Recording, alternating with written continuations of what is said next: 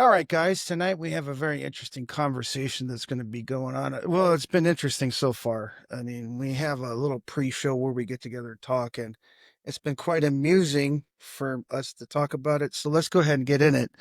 Um, let's see. Where were we? We were talking about your experience at the Jewish. What was that, Corey? It's Sukkot, Sukkah. It's a temporary shelter covered in natural materials, built near a synagogue or a home used especially for meals during the Jewish festival of Sukkot. Yeah, and a guy that I know, just really nice guy. We hadn't talked for I don't know 6 9 months, and he's like, "Hey, meant to call you back and stuff.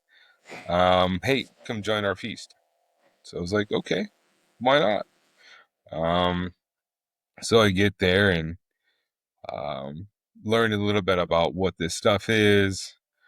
Um, it's three different palm branches tied together, and then this lav louv, I think it's called. It's a fruit, but it's a special fruit, and I think it's an etrog, etrog, and it's supposed to be the one that Eve plucked from the tree. So I was like, I never heard that before. My Me neither. dad always said that it was what do you call those? Um, the he hates onions. He said it was an onion. It used to grow from a tree, but God cursed it, and it now grows from the ground because he hates onions. So in my mind, I thought it was like an onion when I was growing up, but they believe it's this other fruit, and I was like, okay, that's pretty cool. I really don't know much about this. I've done a lot of studies of different cultures and all that kind of stuff, but not really intensive. And so I just sat there and I was like, you're gonna share with the kids? I'm gonna listen because I don't know that much about it. I've done some reading online, and so talking about it, and their rabbi was there. I don't know her name, but he was saying they do six Well, you different said directions. her, and then you said he. Oh, sorry. The rabbi is a she, I believe. Yeah, that was confusing. And But go ahead. yes, uh, more progressive, liberal. And you take this fruit and these branches, and you wave it in six different directions. Uh, it's three times forward, side, both sides, backwards, up and down. So you hitting like the six different points. And someone asked, "Hey, um, uh, why do we do that? What's the Jewish history behind that?" And this rabbi goes, "That's part of the paganism." So I was like, wait a minute. In the back of my mind, because I can't say this out loud, because I don't really know these people very well. So you're saying you're doing a pagan Jewish ritual? I bet that's a new one ish. Kind of like the Christmas, right? Yeah, where we give presents and stuff. Where that came from was the pagans, because um, in the month of December, towards the end of the month of December, they would go through the pantry and figure out how much food they had left. Society was huge for them because you needed everyone in the community, in the society, to survive and to make it through the winter so that you can do harvesting and all that kind of stuff. So you would calculate how much you have and what you can do without, and then you give that food to your neighbors or whoever that doesn't have enough. And so people would do that, and that's where you get the Christmas gifts. Interesting. And so you have like a pagan holiday with Jesus being born, but it's the wrong month. Yeah, I was like, this is kind of weird, but yeah, it was a fun, interesting thing. And one of the things that conversation with uh, these other people there, they were from the foreign ministry, retired or something like that, and talking about a lot of the Talbot, which is their what if this happened type scenario. We've talked about what if, World War IV kicks off, where it's going to go and how it's going to, we're predicting, right? Well, they have their what ifs, and this guy was saying, what if a person threw a knife? Yes. Did they say World War IV, or did you say No. that? Okay, No, all it's an right, example. It's like a got what it. if. Okay, that's Um, never mind. Go ahead. yeah, yeah. And they take a knife and throw it at a wall, but a cow walks in front of it, and it slices its jugular, and so it bleeds out. Kosher. Can you still eat it? And so with all these what ifs and stuff, and I was like, oh, that's pretty cool. And you guys sit down and discuss these things as a group. This is kind of a intriguing type process. And then as they're talking more, they're talking about the different languages that they used to translate and all that kind of stuff. You had the Hebrew, of course, right? You also have um, the Greek, because Greek was everywhere, conquered and all that kind of stuff before the Romans. And you also had the common language, the Aramaic. And so you had these languages and stuff like that that they would translate their their sayings, their rituals, and everything else. And I was taking this class on Roman Catholicism, and uh, they said that because they are the carriers of the flame, they hold all the information and stuff because they have direct connection to the apostles. And more apostles, more ability that they are more correct and all this kind of stuff. And I was like, okay.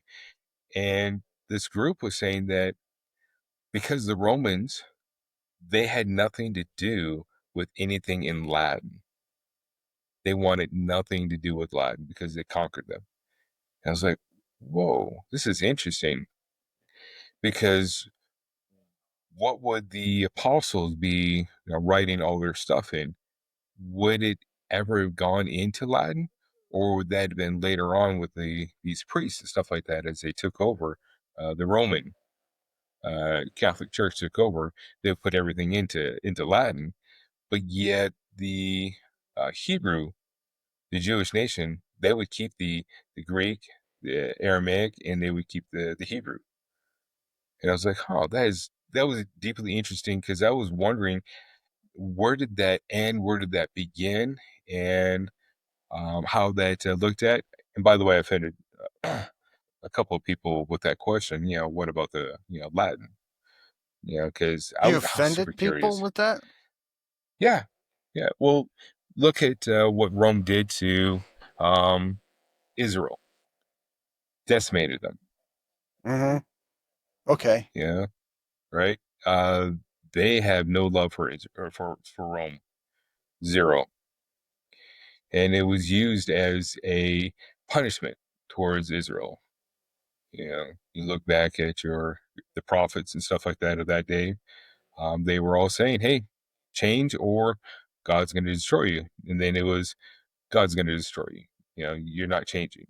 You're joining the paganism and doing child sacrifice, Baal, and all that kind of stuff. And so, because of that, and you're not returning back to me, um, yeah, I'm going to bring Rome. I'm going to bring Nebuchadnezzar, and he's going to come and take you out, and which he did, right? And then they were under Rome's thumb for, oh, how many years? My brain just doesn't want to pull up that number, but it was decades they were Hundreds. under the Yeah. rule. Um, so they I have mean, no in love for in them. a sense, they never really came under or out of Roman rule until um the Muslim Empire took over the Ottomans. Yeah, So, I mean, it was the Romans or the Muslim or the Latins or the Europeans or whatever. It was Europeans or the Muslims the Jews, or what we call the Jews, which we can talk about that later, the Levant never had sovereignty. Yeah.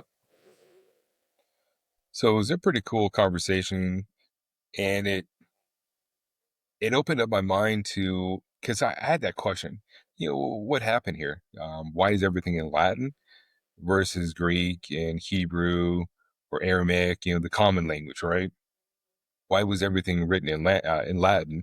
Why is it all stored in vaults underneath um, the Vatican and stuff? And why is it so secretive? And it just questions that came up, and how did it connect with the Jewish nation? And basically, uh, it almost came like it was like an insult, if you can think about that way. I don't understand that. Why what was your instinct as to why? Like, you asked the question, why was Latin not involved, and they were insulted? Is that what I'm hearing you say? Yeah, because it was the Roman, Rome, Babylon, and stuff like that came in and So it's like, decimated how them. dare you even think that? It's like, Yeah, do you not know what they've done to us? Is that the idea? yeah, Okay. yeah. Does that mean that the Jews don't speak German anymore? Or Well, German's not Latin. That's a yeah, but I'm saying Germanian. they've done quite a bit to them too. Oh, well, I mean, in terms of historical crimes, Germany, the German peoples they're Americans are older than Germans. The Germans, yeah. I mean, that never really existed until the 1830s. I mean, you had Prussia, you had Bavarian states, but they were like a bunch of disparate nation states. There was no Germany until Bismarck, and he pulled that all together. And that was World War One. So Yeah, Luther's that's the only true. one that wrote their language. yeah. And Now there from was a there, then he lot went of down to it was a Bismarck. lot. I should say this. It is a Latin-based language, but there is a massive Nordic Anglican influence.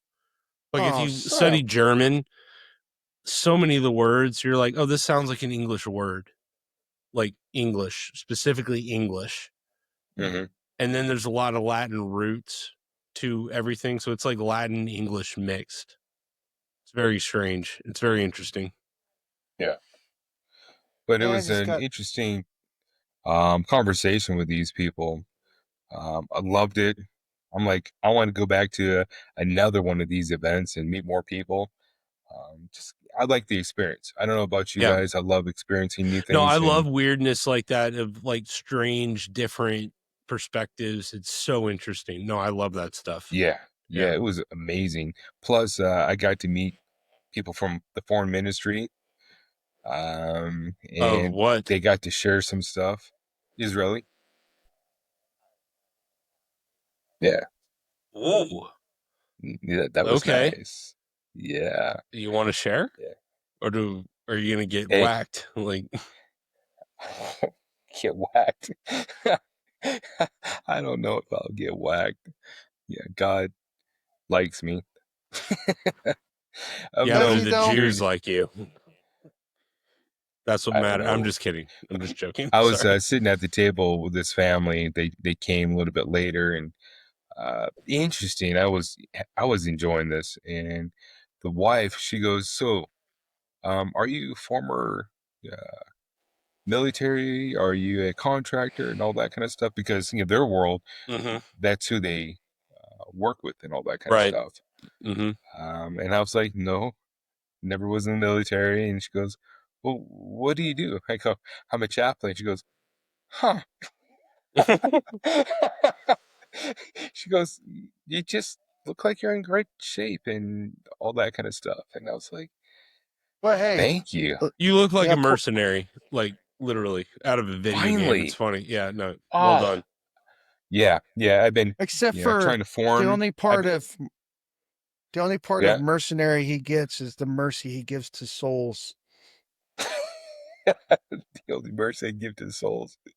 I don't give any mercy to souls. That's God's. That's God's Well, stuff. What do I look like? a yuppie. What do you I look don't like? know. What do I look You like? look like you're stoned right now with your eyes. I think a yuppie, in the classical tradition of young urban professional. No, if I was stoned, my eyes would be like devil red. Like if I ever smoked even a little bit of weed, it's just black. Like I'd never. It's impossible to hide. It's so bad.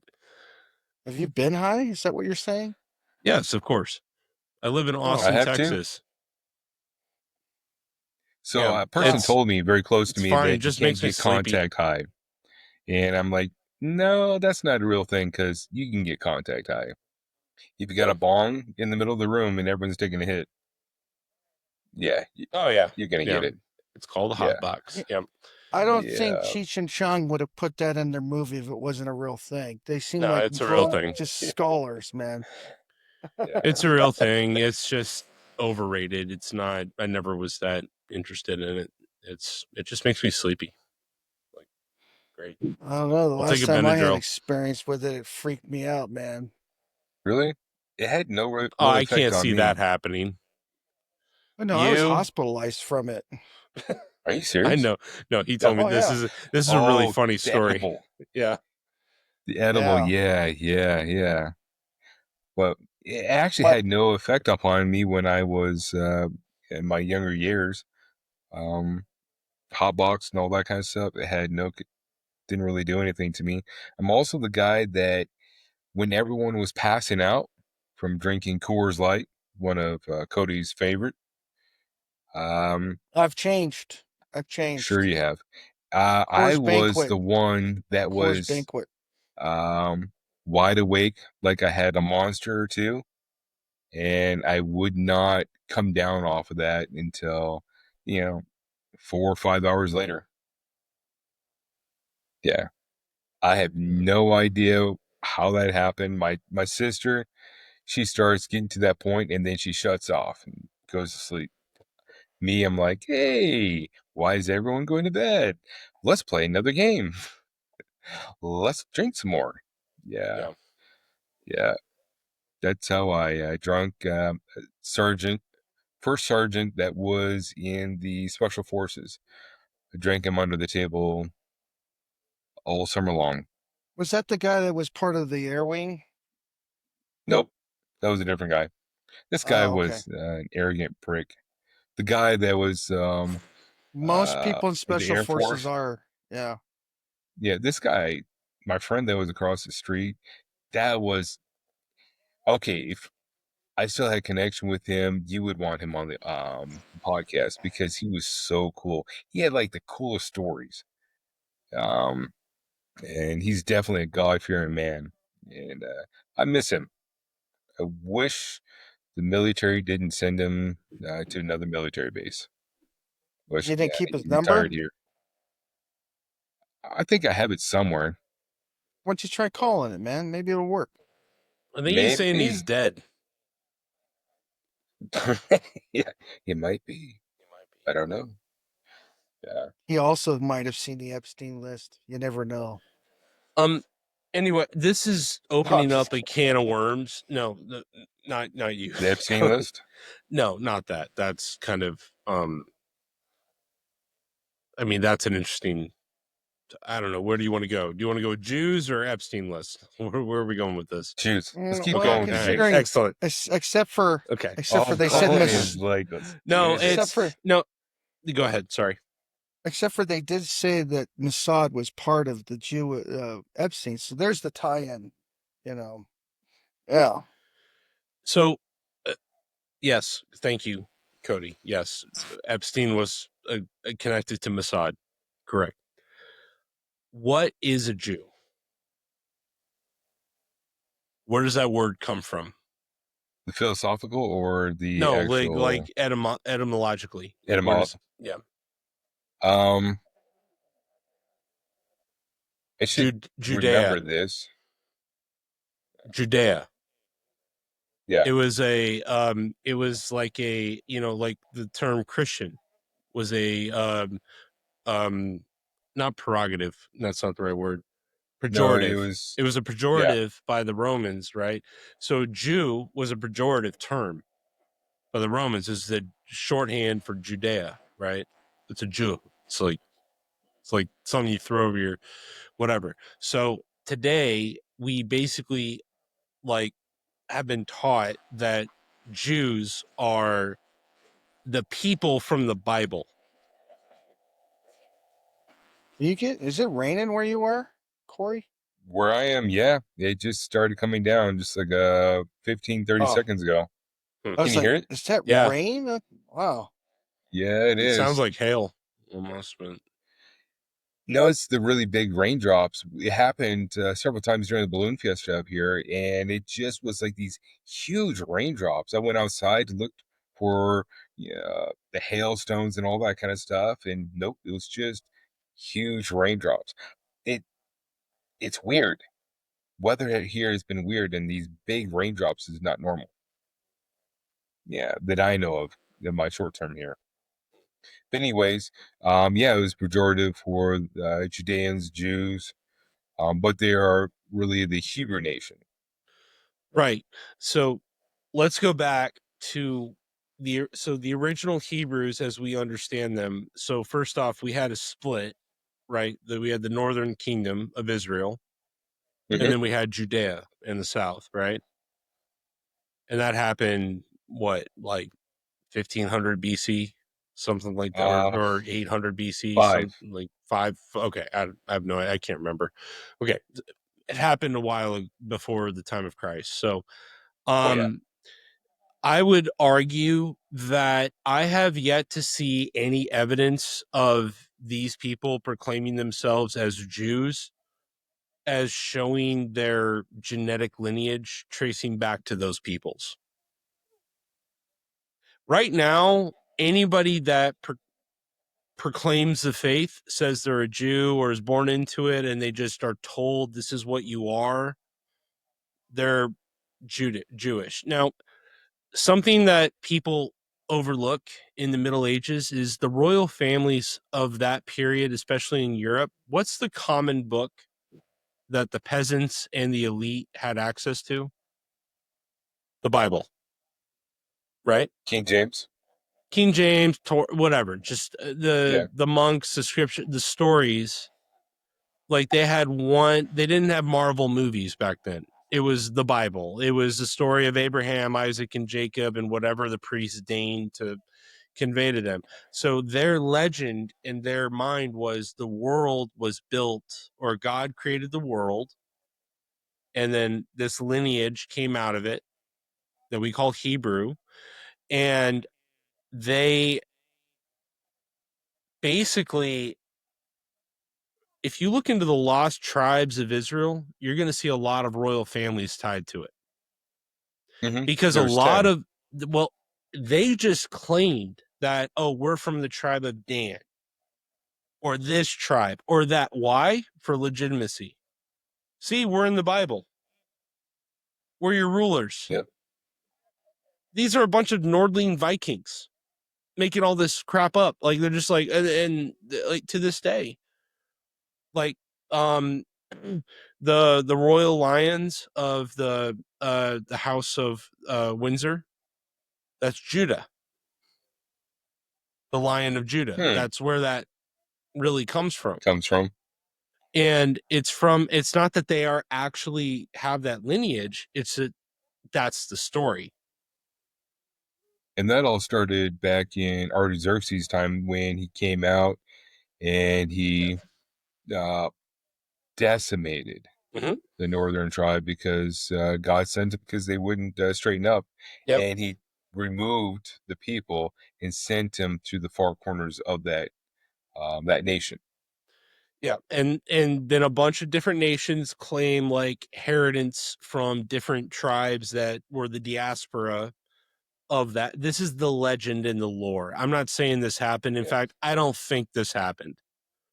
I don't I really think this was a story invented by elites based off of something similar that happened, and then they just hijacked on to the back end of the story and wrote themselves into it. That's what I Right. think happened. Yeah. Now, I So don't the have any way reason, to prove it because none of it's recorded. We don't have a lineage and we don't have a genotype. We're just telling each other stories right now. So there's no way to know. And then we got this tribe of people. Well, they are a tribe now. They act like it. So they're a tribe that they are the inheritors of the Levant. And but when you look at Judaism, it's like first off, I hate the term Jew. It's not, it's a pejorative. We could say Hebrew, we could say people, followers of the Torah or the Talmud or whatever books or logic system. Like when you look at a religious system, you got to think of it as a computer program. Like I integrate this programming apparatus into my being of how I perceive reality. okay, And if you look at it from that perspective, Judaism is not a monolith. You just had a female rabbi do 6 ways with a branch telling you about a fruit on the tree of life. Like I promise you there's dozens of Judaic traditions that would say that's insane and she's crazy and don't listen to her. Or probably. there'll be dozens that say no, she's got it right. You know, it's just like Christianity. Like what is Christianity? Is it one church? It's what the Catholics claim, but then you go back to Vatican I and II and it's like, hey guys, we got a problem here. Yeah. And they don't want to talk about it. So Yeah. Yeah. Well, when it comes down to who they are and what they are, um, those 10 tribes got scattered. Where did they all go? And they're finding connections through not genealogy, but through blood samples and all that kind of stuff. no, And I'm there's like, saying they okay, don't people are have traced. they don't have that. They don't have that evidence. Like I've Oh, they looked don't at have I it? mean, maybe they do, but I'm begging someone to show it to me Yeah. because I've looked Okay. this high and low. I cannot find any legitimate blood lineage to that region of those people. I don't. It doesn't exist as far as I can tell. I'm not saying that never Well, happened. I'm just saying the evidence is lost. Like we well, don't how have it. come? Just throwing this out Hmm. there, the German, when they were doing their eugenics project, they had determined a way to figure out who was Jewish and wasn't. I mean, yeah, but I mean, to call it superficial is generous. It's like it was a way to get rid of, and it's man, you're opening up another can of worms. It's a good question though. This goes into Nazi occultism. No, I'm just saying that they had figured out a way to determine who was and wasn't, Yeah, other than but just is it asking. legit? It's like the same way that we were testing for COVID. Do you have COVID? Swab your nose. A or I don't B, know. They were the Germans were pretty precise. We took their scientists, Well, and no, no, no. we still using Here's it. the thing. Yeah. To do that, they took our science to do that, and then they perfected it, and Who's we took it us? back. The United States. Germany did not come up with eugenics because that whole Yeah. No, that's actually correct. Yes, but it wasn't even the United States. This is an old aristocratic religion. yeah. It's very old. It's got it's way older than the modern age. Eugenics was not some new idea. This has been around since, I mean, ever since they figured out how having sex and making kids work, they're like, oh yeah, there's certain bloodlines that are stronger than others from a Hmm. certain perspective. So it's an ancient idea. But Cody, I know in the Nuremberg trials, you're right. They said, hey, we got this idea from you guys. That was a part of their defense in the Nuremberg trials is they were talking about who's the lady who started Planned Parenthood? What's that? Yeah, Margaret Sanger. Margaret Sanger. They were like, Yeah. hey, Margaret Sanger was like, you guys have been preaching this stuff and we were just enacting it out. That was supposedly a part of the defense. I have personally never seen that transcript, so I just want to put that disclaimer out there. I've heard that story and that seems to be popularly accepted, but I've never seen that transcript of specifically when and where that happened in the Nuremberg trials. I'm not saying it didn't happen. I Y- don't have firsthand knowledge of that What transcript, so I don't know for I sure, can't but remember. I can't wouldn't shock remember. me, you know. I think when I was reading Mein Kampf, he was talking about, and it's been a long time since I read Mein Kampf, but he was talking about the idea of eugenics coming from the Americans, if I remember right. Except for they actually the so when they had the race laws down in the South that were adopted after you had to get blood testing and all that other stuff before you could get married down in the South. Yeah. If you had even one drop of black in you or whatever other race, a drop of blood, you could not get married to another race. Yeah, but here's the thing though, when you're running a test like that, who's the decider of who has black blood or Yeah, I doesn't? understand. You know And what I the mean? science at that time, but the It, Germans even said that they thought the Americans' way of handling eugenics, which was a progressive idea, and who started the Progressive Party? That's the one that always gets me. no, But my point is you get to, if you run a test on, it's just like COVID. You, based on the tests that you run, you get to decide whether someone is dirty or clean. yeah, You get what I'm saying? It gives you the power of the decider. yeah, that's true. That's the problem with, and that's what I really think eugenics is about. It's about giving the central apparatus the ability to decide who's in and out. That's like the, and based on, and That's the they, same thing they were because doing it's with like, poll no, taxes and oh, we did the test and yada yada, and yeah, sorry, you can't make it. Why? Let well, me see the but that data. Here it is. You're too stupid to understand it. Here's all the numbers. they were the Dixiecrats down there, and some of the ideas that they proposed during Reconstruction were absolutely abhorrent. And that's the one sad note of history in the United States that no one wants to talk about is how, uh, and that's the reason we now have both president and vice president run on the same ticket is because of Abraham Lincoln and because the Dixiecrats, Abraham Lincoln, I forget his vice president's name, but was a Democrat, and he stopped Andrew all of the Johnson.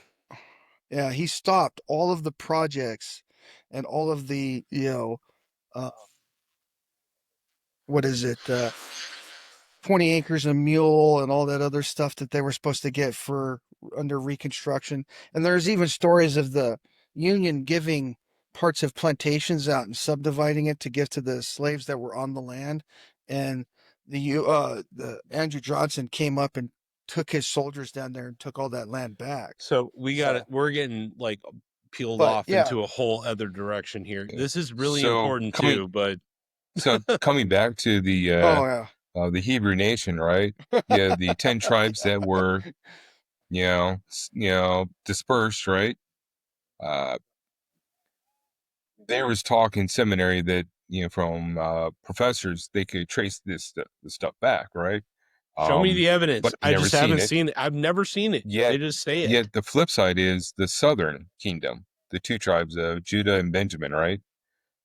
Yeah. Um, And some of the they, Levites, yeah, supposedly. Yeah. yeah, yeah, those are the ones that can be traced back. Um, Samaria, which was the northern kingdom and stuff like that, they had a rabbi that was brought in and taught them all uh, the traditions and all that kind of stuff, and they thought themselves as a tribe of Israel, right? And that's why it made the southern tribe so angry at them; they hated them. But yet, where did Jesus go? He went to Samaria, right? And he proclaimed, the person that you're looking for is here, right? So They are not of the Jewish, the Hebrew nation. But the crazy thing is, Jesus still went to them and proclaimed, "This is the person that you've been looking for is here." I They can don't, be traced, but when you're looking at the Benjamin and Judah and some of the Levites, I think they have the 90% or higher probability to be traced outside of the but others. there's no direct, like, if we're looking at this from like a technical standpoint, there is no Yeah. gene marker for that. That, I mean, if someone, please, someone show me if there is. So you're saying there is no DNA No, lineage? no, Okay. it's way too diluted at this point. We're talking about a very Mm. small sect of people in a very isolated region that was the center point of the world at that point where trade was like, I mean, you're talking about, I mean, it was divvied up all over.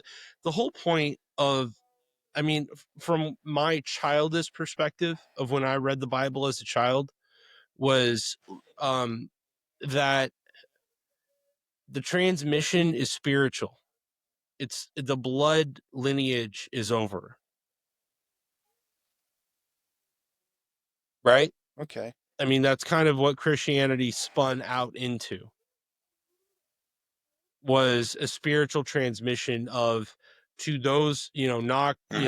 you know, Okay. Yeah. open the door and I it's see where you're there for going. you if you have the will and you ask the right questions, the door will open for you.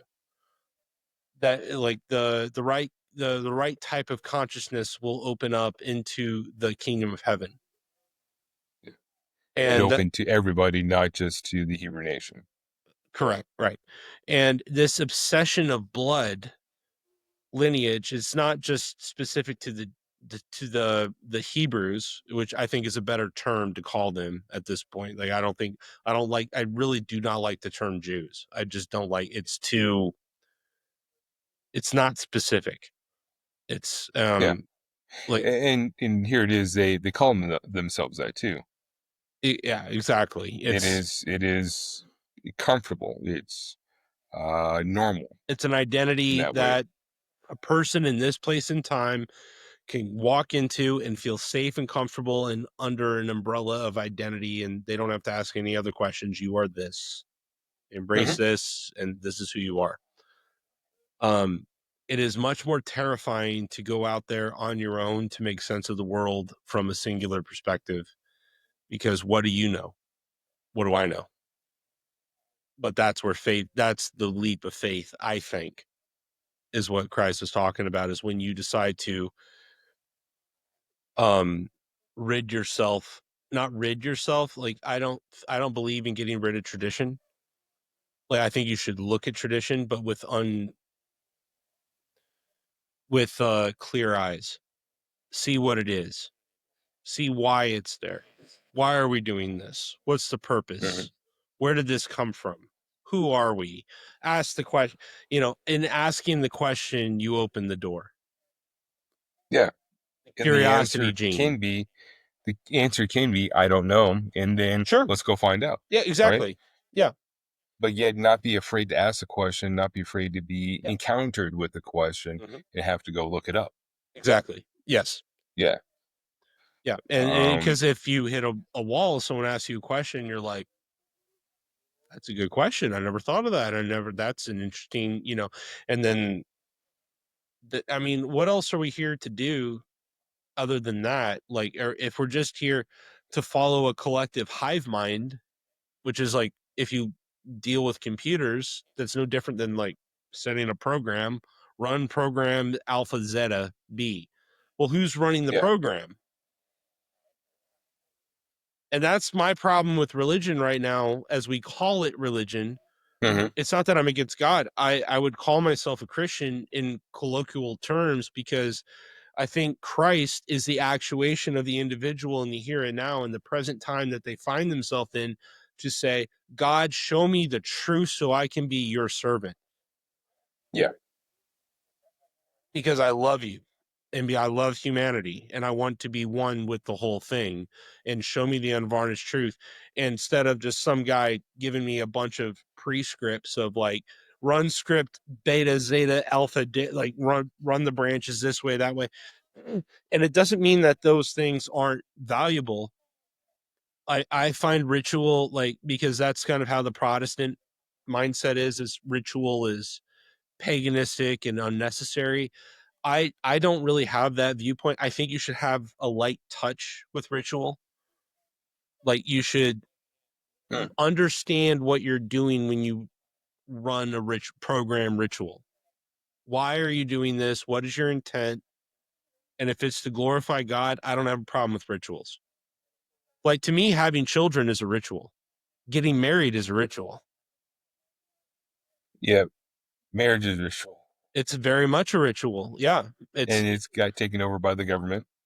Mhm. But when you look back, this is kind of um, what interested me is that when I look back, we have the Old Testament that was put together, and then the New Testament, which all of it was argued over. Should this have been in? Should that been out? And it's solidified now, right? Yet when we look back at the writings of the Hebrews, right, there is a lot that we don't know that are non-Hebrews that have never grew up in the synagogue and all that kind of stuff. There's a lot that not taught, not talked about, not discussed. And I'm like, okay, so why don't we ever go down those roads? What are we afraid of to engage into? What is the fear? So this same guy that invited me to his Sukkot, he also told me about this book that he had been reading and stuff like that to get you into a different plane. And I think I shared that with you, what the first or second podcast that we did. The name of it is not coming back to my head. But yet within that book, as I was reading, it was talking about how they saw the thunder and heard the lightning. Mm. And I look back and this is, they were the Hebrew nation had come out of Egypt and they were in the desert and they were going around this mountain that always moved with them. That's kind of an interesting thing too. And they were in a trance. And I was like, no way. I did not catch on to this in undergrad, seminary, anything else. And I was reading this book and I was like, what? The Can I go ahead if you have more to add to Yes. that? But there's something, and very briefly, what I think is happening to humanity right now is very similar to what you just described. We've been wandering in the desert, following some mountain with a fire on top, going, we don't really know what this is, but it's bright and it's like a moth to the flame. It's like, we'll go that way. There's distractions along the way, but we're going to keep moving in this direction. And then eventually they wander out into the desert and they look around and they're like, wait, where's civilization? Where's all the order? Where's all the rules? Oh, they don't exist. Oh, we better figure something out for ourselves. What are we doing? Who are we? It's like, you could, and I'm not saying this is all it is, but you could say that the wandering into the desert is the it's a part of, it's the Jungian, and I'm not an acolyte of Jung, but he makes good points. It's a good example or metaphor to bring up. It's like a dark night of the soul when you have a moment where you look at yourself and it's like a child when they see their hands for the first time and they're like, what is this? Like, how am I controlling all, like, what am I, and you have that moment of self-awareness of going, where are we? Where are we going? What is this? And there's Rudolf Steiner described that before Christ and the proto Hebrew people were like the precursors to Christ. Like, that's a correct analogy. but they were like the precursors to the expansion of human consciousness. Like when the Hebrews were walking out of the desert, they were walking us all out of the desert today, in the sense that they were awakening to themselves. He described that people in the ancient world had more of a collective hive mind. Like they weren't individuated. That didn't make sense to them. They were a builder, and you could see the echoes of this even into the medieval age. Are you John Smith? Well, he's a Smith. You John Thatcher? Well, that's the Thatcher, and that's what you are. Your trade, what you're bringing to the table, and that is your Which dharma. makes me, That's your duty. which Go ahead. makes me have to ask this one thing: what is a Zimmerman? I mean, It's a room man. It's a finishing carpenter. So you're talking about, they come out of Egypt, yet the flip side is God sets them up in individualistic tribes, right? And he builds them out to do various functions. Well, there's Um, 12 signs of the zodiac as well. And I'm not saying that the zodiac runs that. I'm saying it's a reflection of 12 elements. And this is why the Jewish tradition is so keen on numerology, because there does seem to be a code to consciousness. Mhm. Like there's certain archetypes: warrior, king, priest, beggar, jester. There's different characters, and there's only so many we can act out. And there's multitude of permutations, right? Yeah. But in terms of essence, it can be distilled to be very basic substrates. Now, maybe there's more that we're not conscious of. I don't know. But I think, but this is all I'm describing is the logic of where this comes from. Yeah. And they use the stars as their guide light for that. And I do not fully understand this, and I don't even fully buy into it. But it makes sense to me that people throughout time would use stars as a reference point. Mm-hmm. Yeah. That makes sense to me. Yeah, it's constant. Especially in terms of storytelling. Mm-hmm. That's what I think the zodiac was. In the 12 tribes, 12 signs of the zodiac, I don't think that's an accident. I think they all bear different attributes.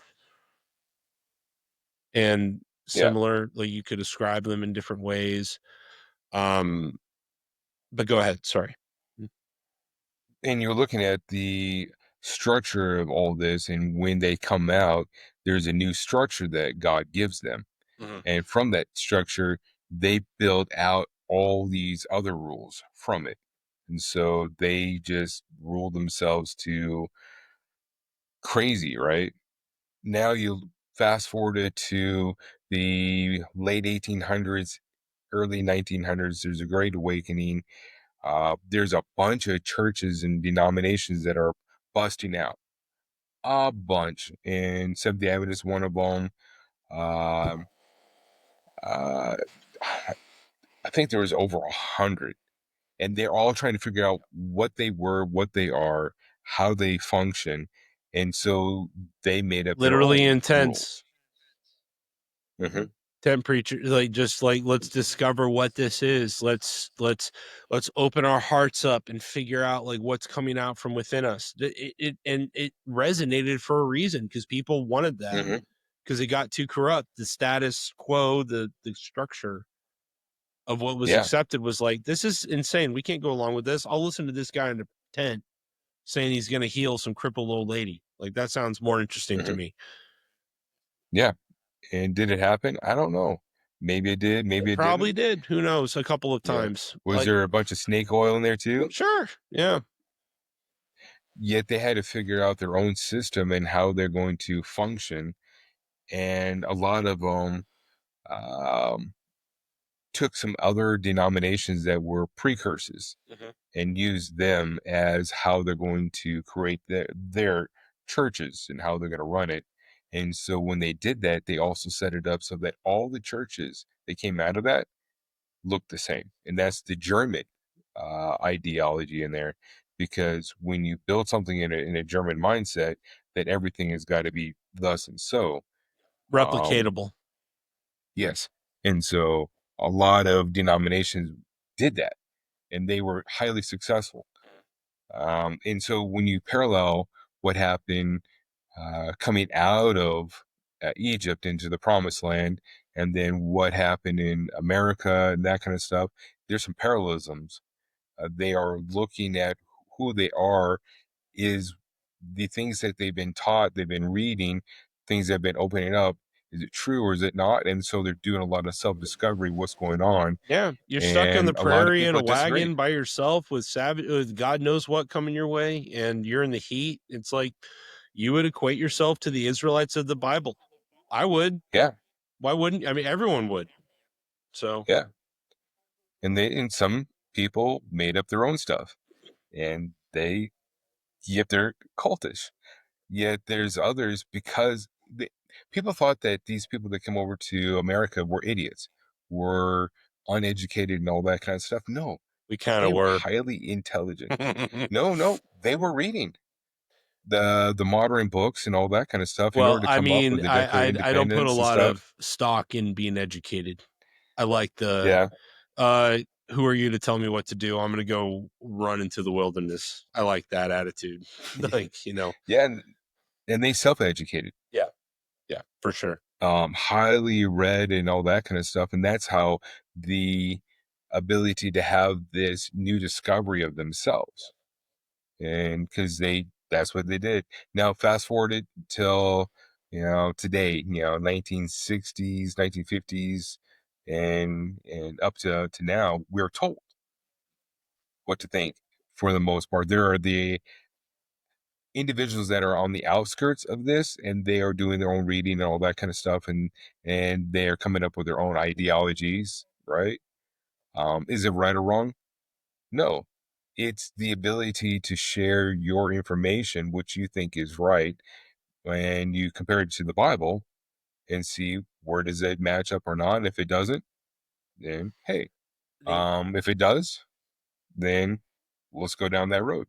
I would say definitely if it matches because the Bible is so old, it's important to use it as a cross reference for Hmm. metaphysics in general. I for sure, but I would just push back slightly in the sense that a lot of every single cult that's Christian in nature always goes back to, well, the Bible says so. Hmm. They all can't be, right. You know what I mean? It's like Yeah. it's not the end. Like in this, I hear this from like Protestant types or the Catholics. I don't understand. I don't think they understand their sense of hierarchy. The Orthodox take it a bit more seriously. But I still think they're a little bit lost in the wilderness too. But the Protestant types are completely illiterate when it comes to when they say the Bible is telling me the truth, in my opinion, because it's like the wise one would say, how are you reading it? What is the truth that's coming out? Not that the Okay. Bible Yeah. is true, it's that what is the truth that is coming out of it? It's like because if And you what are say you, that this and also book what are you reading into it too? Because exactly, we all that's have our correct. Yes. blinders. Yeah. Yeah. And it's like, what is the truth? What is the axiom? What is the virtue that you are pointing to that is true that you are reading out of this story? Which I don't dismiss stories. I think stories are the most. I thank God for Jordan Peterson. Like even though he's lost his mind and God knows what happened to him, he brought the importance of stories to the forefront of the intelligentsia in the sense that stories are compressed information. Like you tell a Yeah. story to a child and they immediately they're like on edge, especially when you tell them fairy tales. If you tell a child a fairy tale, they're like on edge, waiting for the end. It's like, Hmm. how is this going to be resolved? What's going to happen? And then you tell the ending of the story, and then it's like, and it's not like fear. It's like, oh, that's the meaning of the story, and that's what a Yeah. fairy tale really is. It's about the meaning. of the story. And a lot of Protestants just read the Bible like they read any other textbook today, like this, like a technical handbook. It's like, this means this, means this, means this, done. I don't need to know anymore. The Bible said so. Yeah. It's like, well, what did it mean? It's like, don't ask stupid questions. Don't go deeper. Yeah. Like, what is the lesson learned? It's like, what are you talking about? And that's what mega churches have distilled down into. Just listen, just do this.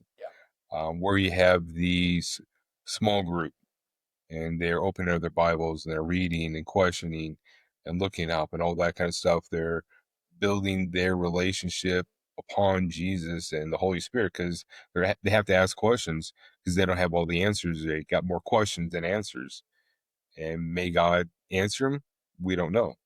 Most of the time he doesn't answer them when we're still going through it. But the stories that we use in order to understand what's happening. Jesus used stories in order to explain to the high learned and also the ones that didn't have education. Everyone could pull something out of it that they needed in the moment. And what did it mean to them when they would share? Be like, "Oh, I didn't see that coming." But it's within their ability to conceptualize, and also what kind of a life did they have. Go ahead, Cody. We've been yammering on. I'm sorry. Well, it's very interesting. Not yammering. This And a is lot very of these, good. I enjoyed that. This is very good. This Yeah, is like very cutting to the interesting. core of it. yeah, and the Hebrew nation, until Egypt, it was all oratory. Mhm. It was not written down. It was Moses that, through biblical historical, he was the one that started the whole writing down of all this information, and then it continued. But before that, it was all oral. How Adam and Eve did their thing, how Abraham, how what is the guy's name that lost everything, and you got boils. Um, he's got a book in the Bible. Why isn't it coming to my mind? I And had it, and then as soon as you asked the question, I'm like, it lost. Like, yeah, but that was an oral story handed yeah, down generations. That's the oldest, mm-hmm. according to history and stuff. According to Um, certain transcribers. But it makes sense yeah, because that is one of the. I mean, if you look at it, if you parse out the story in terms of its elements, it's like, yeah, this is the oldest story. Of course, it's like, why do we suffer? What's the point of all this? That's the oldest story, yeah, because suffering is the first thing that a baby awakens to. I'm in yeah. pain. Why is this happening to me? And then what's the first thing they should intercept with? It's the love of their father and mother. Self-soothing, or the soothing of the child. That comes from the father, that goes through the mother, because the Yeah, father creates the conditions for the mother to be a mother so that the child can find peace. yeah. And Crazy concept, huh? yep, Yeah, it's like, wow, what an amazing yeah, idea. Um, yeah. it's not like this is We got to thousands of years reverse. old. Yeah. Yeah, we got to reverse. We got to bring in a child in chaos and keep it in chaos, and keep the father and mother in It chaos. Or it's if it's there's, why we gave birth in the hospital, and me and my wife were like, this is unacceptable to bringing the child into the world. Like, I mean, I know it sounds hippy dippy, but we like, it was so bad. They are so mechanical. All the people in there, they don't care. No one cares. There's no love. There's no life. It's just it's mechanical minds, mechanical hearts, baby in, baby. It's just all a giant process. And it's like, what a horrible way to come into the world. And yeah, after we did that, we did one, like my second born was born in my living room with me and my wife by ourselves in a little pool and into water. And it, my wife was in like extremely less pain. Really? Like, she didn't take nothing. She was fine the whole time. I mean, She didn't. yeah, She didn't take Tylenol, did she? yeah, that Tylenol. Okay. Yeah, Loads she of was it. telling me Loads about of that. it. I didn't believe her. I'm like, there's no way they poisoned acetaminophen. Are you kidding me? And then it's like, it lowers the blood-brain barrier. That's what I didn't Yep. realize.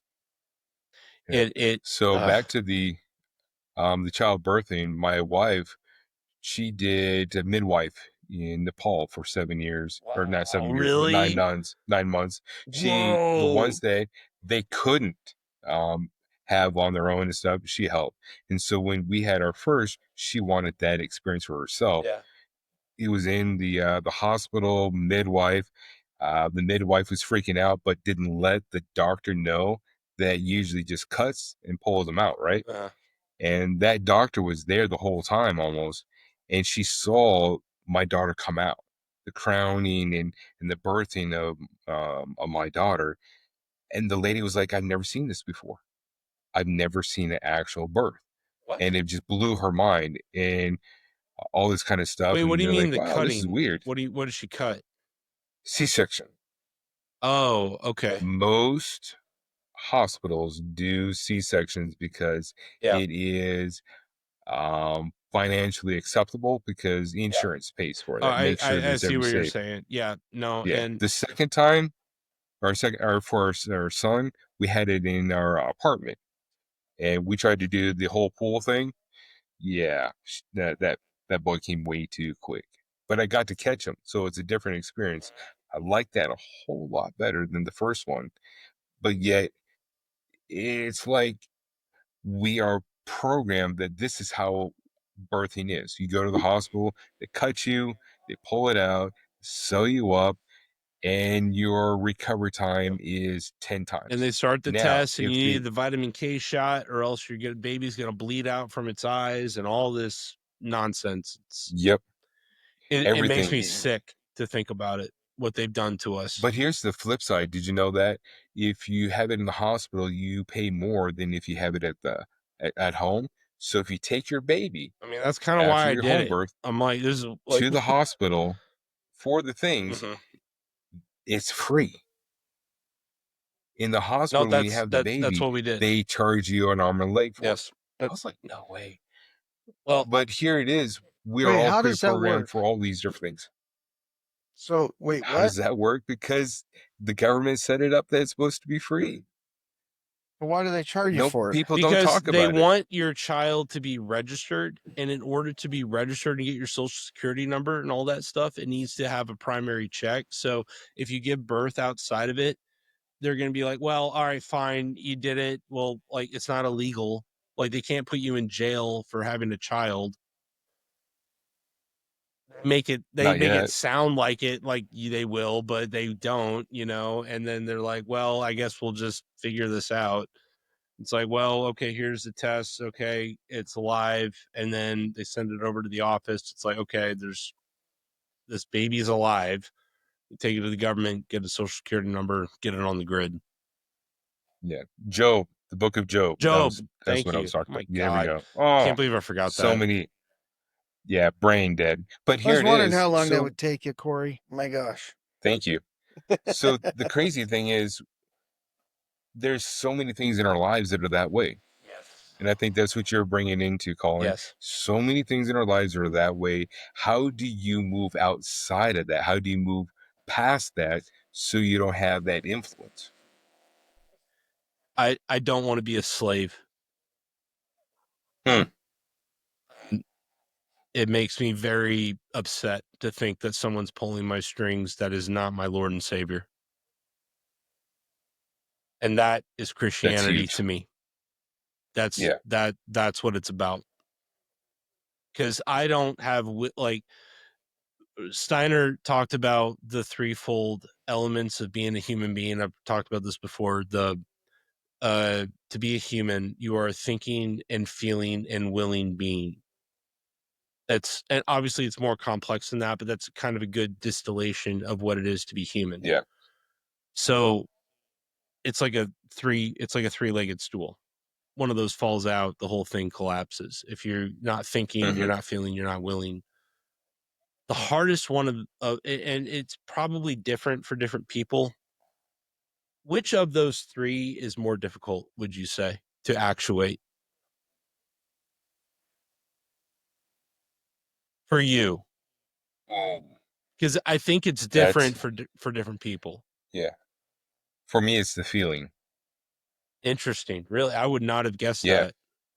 Yeah. Because for me, I come from more of a intellectual type thing. And so the feeling I struggle with so badly. So when there's praise music or whatever else, I do not feel it. And that comes back to actually when I did some dancing classes with my wife, and they're like, you got to get into the feel of the music. And I'm like, I don't feel anything. Yeah. I can't hear the beat and all that kind of stuff. And so there's that part of me that's missing, that part of that leg, right? I don't know if it's the German of me or I my think you're a upbringing or man. whatever else. I think that's That's kind where I'm of at. that's what about you, Cody? What's the hardest part? I definitely think he's a man because of that receding hairline. That makes him a man for sure. That's the radiation. It goes. Yeah. Really nice. I'm just kidding. Sorry, just kidding. Go ahead, Cody. What is the hardest part for you? Of what? Thinking, feeling, willing. Of those three elements, what is the most difficult for you to actuate? Thinking, feeling, willing. Yeah. Probably compassion. So feeling. Well, it's hard for me. I don't know if it's just the way I'm built, but it's hard for me to, um, if I experience loss on my own, it's like there's a lot of compassion there, but a lot of times, I feel like I don't have enough compassion when someone like my kids come to me and they're like, I'm like, well, deal with it. You know, what do you want me to just deal with it? Um, so I would say the hardest thing I've had problems with is compassion. Yeah. So feeling is like how you. It includes sensory input, but it also includes emotional empathism. Anything that you feel that you would describe as feeling, like I feel this. Like this is No, I'm something not saying coming I'm in. I'm devoid of No, feelings, no, but no. I'm it's not just saying that at all. But in terms of like being conscious and aware, I would say the feeling for me is the most difficult. And I didn't realize how difficult it was until I had children. And then it was like, wow, Yeah. I thank you for coming into the world and teaching me how to feel again. Because my heart was Well, dead until you guys yeah. came Well, in. here's the flip side with the marriage that you're in. The person that you're with usually has something else of the three that's missing, Mhm. yes, right? yeah. And That so when you lean in together, you actually become a whole Yeah. entity, That's why which is we need to get married to crazy. women, because women are really good at empathy and feeling and men are not, because we're well, better at the willing part I of had things, you know. I had a preacher one time explain to me why you need to get married, and it made a lot of sense. So I'll explain it here. Okay. How how do you tie a The rope to? mic How does a rope tie together? One thread at a time. depends on what kind of rope. Rope What kind of rope? rope has three strands, No, and it in order, well, never mind. Continue. most rope has there's three different individuals, Yeah. and to Thinking, become feeling, one. willing. Just give me a second here, man. I mean, just go with the I'm flow here for edifying you, once. brother. Oh my Continue. gosh. He's helping you. He's the preacher helper. When you are an individual, when you're a man and you're an individual, you haven't completed the trifecta. When you're a woman and you haven't, and you're an individual, you haven't completed the trifecta.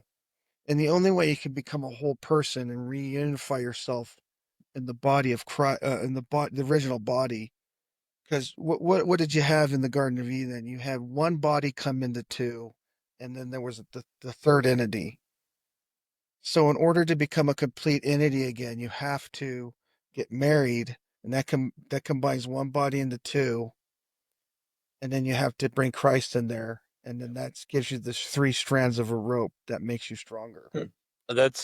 Cody. That's actually incredibly that's dead on. Yes, that's that that's another way of saying what I was saying, but that's true. That's absolutely correct, in my So opinion.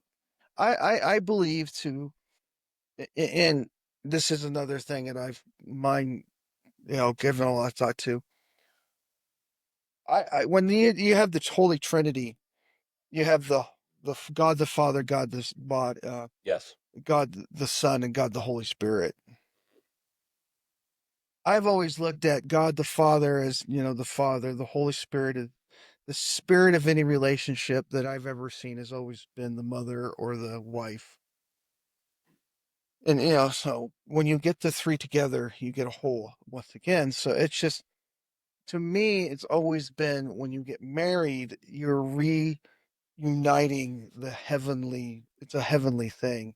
And that's the reason it's very, that's where the religion comes in marriage is you're replicating what is in heaven, and you're reconnecting what once was one and was made into two back into one, and then that brings the two spirits into a whole.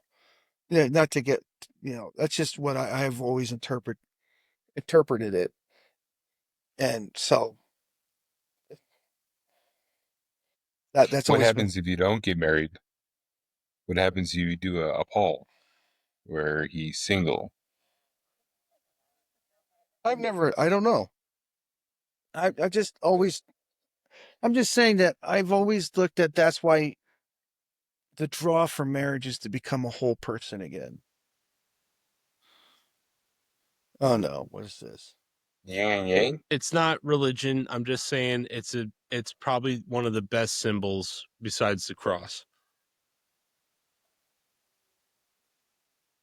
Okay. That The that's two that's the state. moving into one? It's just, well, it's the constant dance. And the key of the yin and yang is really the gap, space between. That's the Yeah. third element of the yin and yang. So it's, Which people don't really talk about. but yeah, and I think that is what we call the Christ, is the intersection, the Yeah. where it all comes together, but it also forms something new, but it edifies the others and to flow it into one.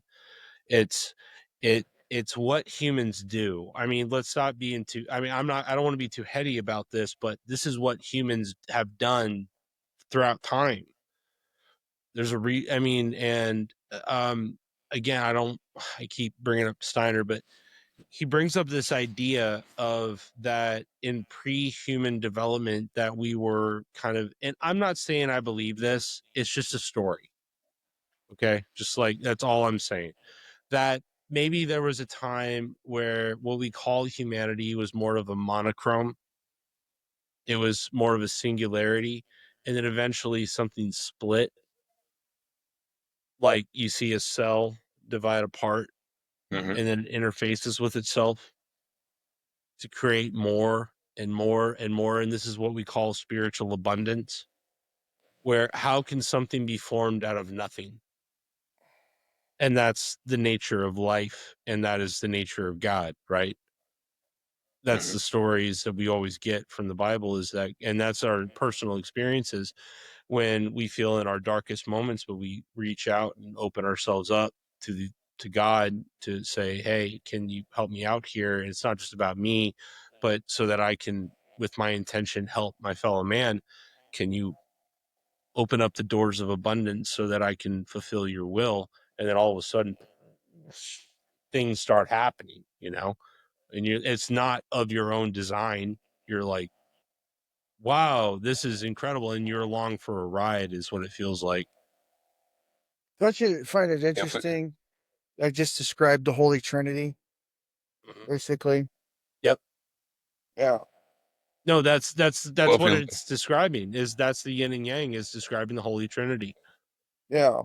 It's just all. well, if you look at the story of Adam and Eve, is the uh, deconstruction of that, right? Yeah, Mm-hmm. it's the That split. husband and That's right. wife, right? Yep.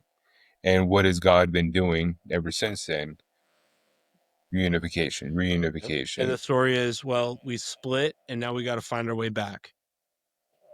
And in Yeah. the finding our way back, more life is created, and more, it's like a self-discovery method. A lot of these AI folks running around, they say that humanity has been designed to bootstrap AI into existence. And I don't believe I think this was meant to happen, but I don't think it was so that we have some machine god that's going to tell us how to live our lives. That's not my point. I'm saying that everything we see replicated in the machine world has already been completed within the human. It's a pale reflect. Like if you really understand computers, you're realizing you're dealing with a conscious, like a subconscious being Mm-hmm. that isn't a being, but it's still capable of, especially now that you have algorithms that respond and to stimuli and impulses. It's like, it's not that it's alive, it's that to the materialist, yeah, it's alive. To the spiritualist, it is a ghost. It's a reflection In of, inhabitation. yeah, it's a reflection of the human that is doing the input. Yeah. Making a different trinity. Yeah, but it's still the same pattern. The son you of a. you ask the question with the will, you're putting the impulse out there, you're opening the door for the question, and the question comes back. It's a threefold interface. It Hey, has to be that Yeah. way. thinking of Trinity made me want to give dates and time for the Trinity site. The damn government closure. The government's not. The budget didn't get passed, so they closed the tour for this year. Or it said the Trinity Thanks, site is Trump. gonna. Damn it! That sucks. That was meant to The eighth happen, time. maybe. Who knows? Yeah. Well, here it is. If we're always trying to get back to it, why do we try to tear ourselves apart from it? What else are we gonna do? Lean into it? Surrender is the only other option. And that's but that require but under this current model, that requires free thinking, free willing, and free feeling individuals to take all those three aspects and say, I'm coming back home of my own will. Yeah. And that is the leap of faith, as far as I can tell, Yeah. because you have no idea what's going to catch you, because there is nothing on this material plane other than like those synchronicities and those little hints that God gives you. It's like, hey, I'm here. You have to Hmm. just decide and choose that that's what's happening. That's why, like, God, Faith of the mustard seed. yeah, Yeah. the faith of a child, faith of a simple But man. here it is. If you take that faith of mustard seed and you actually um, take it to this fullest extent, right?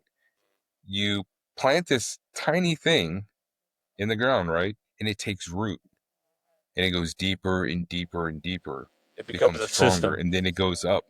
Yep. And then it goes up and it becomes this place for others, the animals, whatever, birds and stuff like to be. And so it's a deeper concept and idea than just a small thing, but it takes root as you have that faith and trust, that will. Submitting your will over. It's crazy. Go ahead. Sorry. The outcome. The outcome is crazy. But yet, how many people do you know have that outcome? I've known I've known enough, and I've seen it in myself to know that it's real. It's still the impulses of the world, and the dealing with the conscious beings around me is very, or conscious beings, humans, just because I really, and I know this is so corny in saying this, but this is something that I'm glad that I inherited from my dad. My dad is one of the most feeling people I've ever met in terms of empathy toward other people. He cannot fathom betrayal. That's why No, he can't, that's why he's constantly being betrayed. because he has faith in Mm. the goodness of people. He cannot live in a world where there's a Yeah. reason Dante put the ninth circle of hell at the level of the betrayer. That was the lowest circle, because that flips the chessboard over of everything that you could potentially do as good. You spend your whole life doing something good. It takes one betrayer to take all that effort and Yep. flip it. And all of that was wasted. And you just have to sit there and watch as it all burns. And that's, or the betrayer of truth, people that proclaim the truth and speak lies, or it's, I really, that's why I love him so much. It's not just because he's my dad, it's because he can't fathom betrayal. It's like, I love you for that. Honestly, it scares me a little bit that he can't fathom betrayal because I'm like, there's betrayers out here, like a lot of them, and we gotta, keep our head on a swivel out here, Dad. But it hurts him so deeply to know that humans are capable of betraying, Yeah. like himself personally, and so he doesn't even go there, because if he went there empathetically, then he may start doing it himself. So he cordons that section off Oh, in his heart of betrayer, and it's torturous because he can't make peace with that. Like I have made peace that consciousness, or they're the devil is a betrayer, because that's really the problem. It's like, you just have to understand the devil acts through human beings, and that of course he's going to betray. Like, that's obvious, but yeah. he loves humanity so much that he just doesn't want to see the devil in them. It maybe not love. He's scared of seeing the devil in humanity, because he's scared of maybe that it might be in And there's a lot of people that way. everybody. Me too. Like, I'm only Yeah. saying this because I've had David Klein as my father, or else I would not be able to even see this. Yeah. And it's through his example. But and I love him so much because of that, because his heart is really pure in that he really. The thing I find interesting about the Kleins, and I've always thought this is that's not a unique trait amongst your dad. The your aunt is like that too. Yes, I would say that's correct. Yeah, no, that's actually very correct. Yeah. Mm-hmm. I mean, Yeah, that's why they get not that along you're. so well. He and Michelle are Uh, like, I think Michelle is one of the most. Your dad and Michelle are two people I can honestly say that I have met in my life that have no malice intent in anything they do, I and agree with it that. is the most unique situation ever. Yeah. Um, Michelle and your dad, it's just, and that's the only way I can, no malice. They are just genuinely nice people, and you don't find that very often. I've never And seen it, but I also don't yeah, know people like that. Like, I've takes a never while to seen it get to know anywhere somebody. else. But they've been like that my whole life. Oh, I know, Ever, and like, but your grandfather is a lot has a lot to do with that too. Senior, Dan Senior, yep. he he's a legitimately nice person, but he just has a lot more life experience. So, not that I'm talking up all your family No, members. It's just no, it's it's so. because the problem with all that is that there is a certain naivete that comes with that, Mhm. because it comes from building a world based on being emotionally comfortable. I'm not going to live in a world where people are going to betray me. I'm going to live in a comfortable, nice world where everything's going to work out. And if things don't work out, well, I'll make them work out later. That's a very optimistic and good way to look at things. But what if there's bad people out there that are lying to you and trying to deceive you to a point where you might, I don't know, go and do crazy things Why do you always do that? It's just because it oh, doesn't get censored. And that's how I think about it. we're too far into. That's only if it's in the first 17 minutes of a No, I video. know. I just like the, it's just because that's Oh, how I oh, think okay, about it. It's like, I'm just okay. going to, I'm just saying. like, it's just Okay, funny. Jim Brewer started doing that. He's like, I'm going to get the, and I just picked up on that. I like that. It'll make the yeah, bad that's true. things go bye bye, you know? Yeah. In life, we're not supposed to go through and have the betrayer, and to look at life that majority are out there are betrayers. We have come to that Well, point in history that it is so thick of betrayers, right? yeah. It's hard to how do you live your life? Always looking over your shoulder, always um, thinking others are going to wrong you. And yeah, I struggled with that. I still struggle with that because I would like life to be different, but yet not everyone's going to be thinking and doing like I do. Well, that was Right. the hardest part of the beginning of our relationship. Do you remember? You guys talk for a minute. Sorry. Um, was you were so used to getting screwed over basically by a lot of the people you hung out with that your first impression is that that was how everyone acted. And it took a long Yeah. time for our relationship to come to like, hey, if I say this is what it means. There's no like Hmm. double talk or it took you a long time to you'd been definitely hurt a lot before I met you. And I'm not talking myself up, it's just an observation. Yeah. Well, we've been friends for what, 8, 9 years 10 years. and 10 years.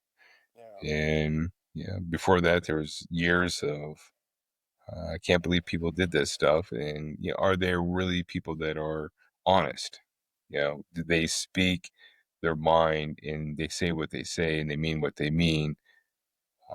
I didn't find too many people like that. Yeah. Yeah, yeah. I found more here of all the places in Albuquerque, Rio Rancho, right? Yeah. And I was like, okay, that's kind of crazy thing.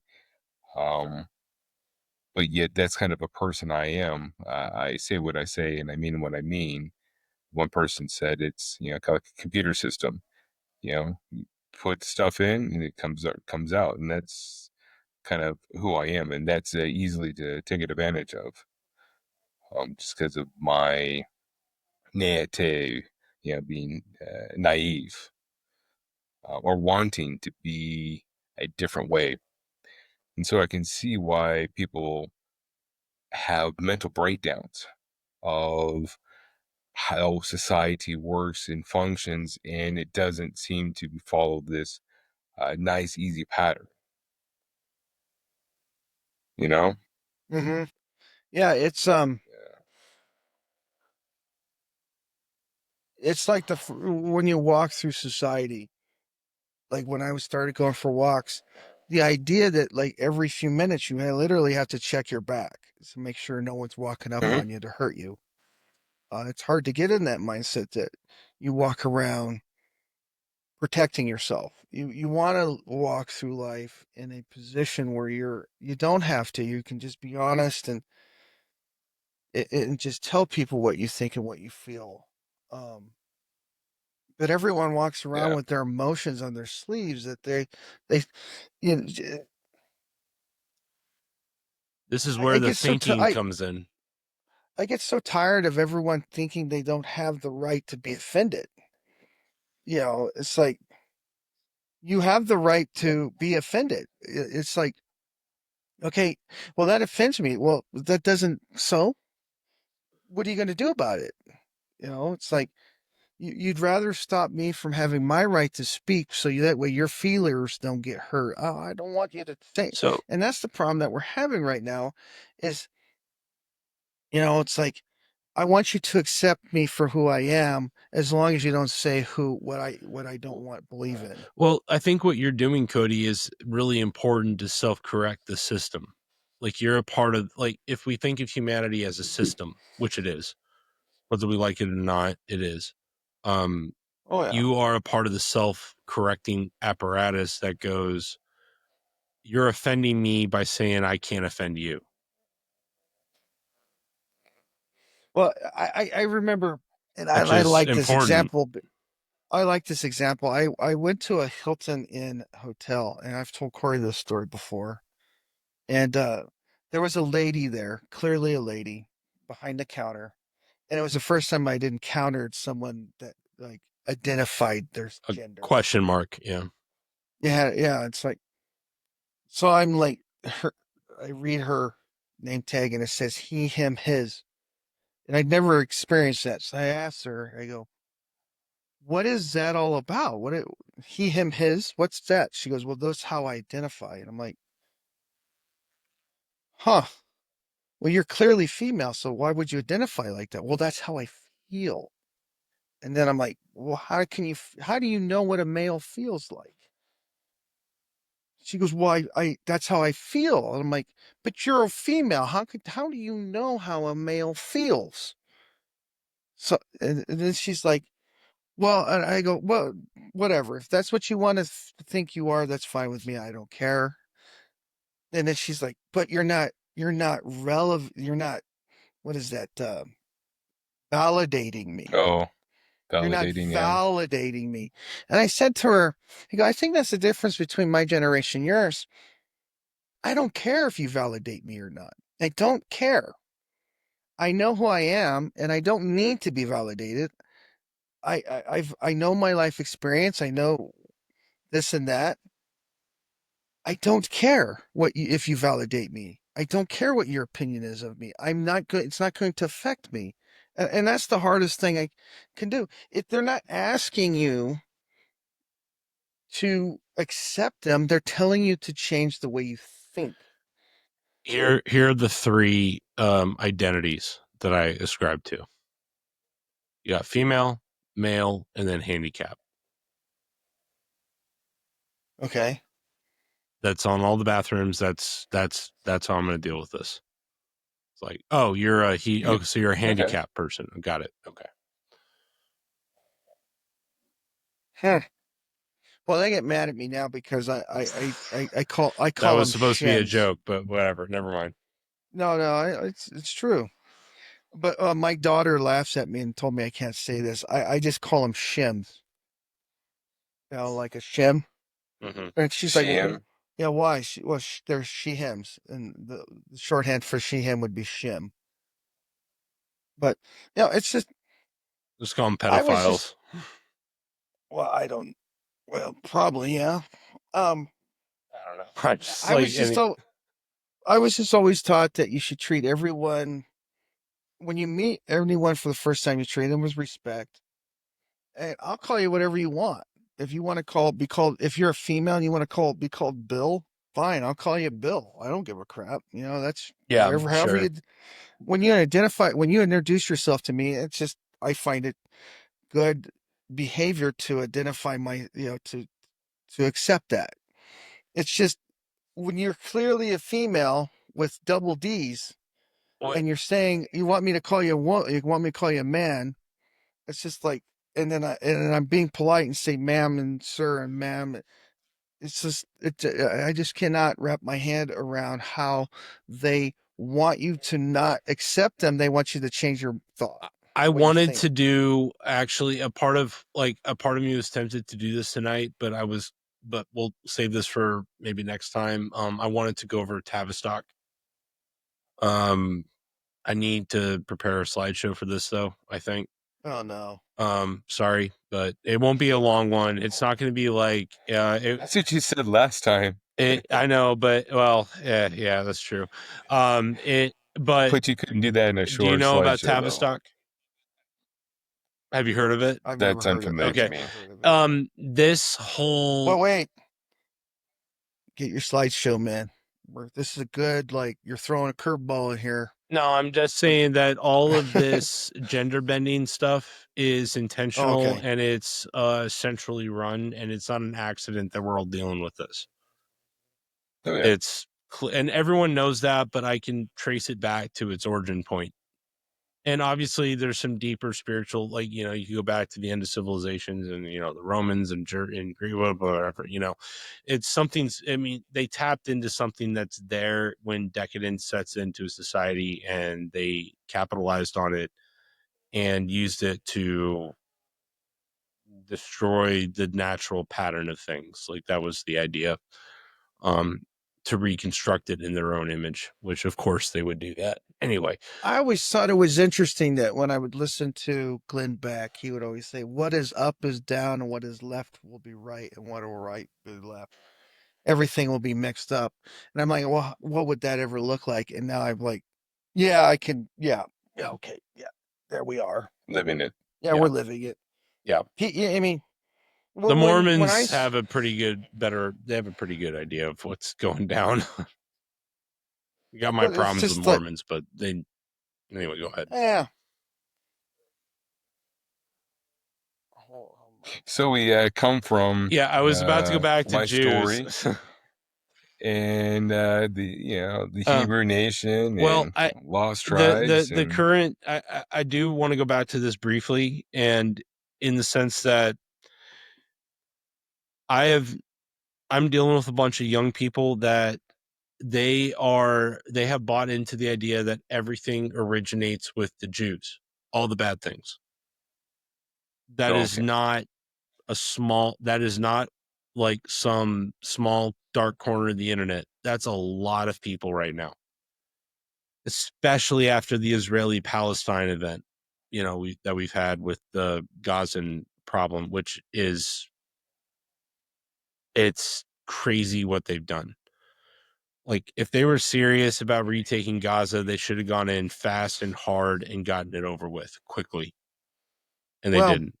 They let it drag right on. Now that when I watch the CNN guys have to give Trump credit for peace in the Middle East, I mean, their minds are like sitting there and they're squirming and they're like, yeah, he brought peace to the middle. I mean, it was worth it. Not all the death, but I know what you mean. I know what you mean. It's still too early to say, but I agree with you that the signals that I'm seeing being sent out are, people are realizing something like, well, here's what happened. They basically gave Turkey the security guarantee for the region. What do you mean? Well, Turkey is they're going to run security for Gaza. And Erdogan is like, he's like the new caliphate. Like, he's like, we are going to rebuild the Ottoman Empire, kind of like what everyone was saying Putin was doing with the Russian Empire, which is kind of true, but I would say that it's more of a civilization that they're trying to rebuild, not necessarily an empire. It's more of a world.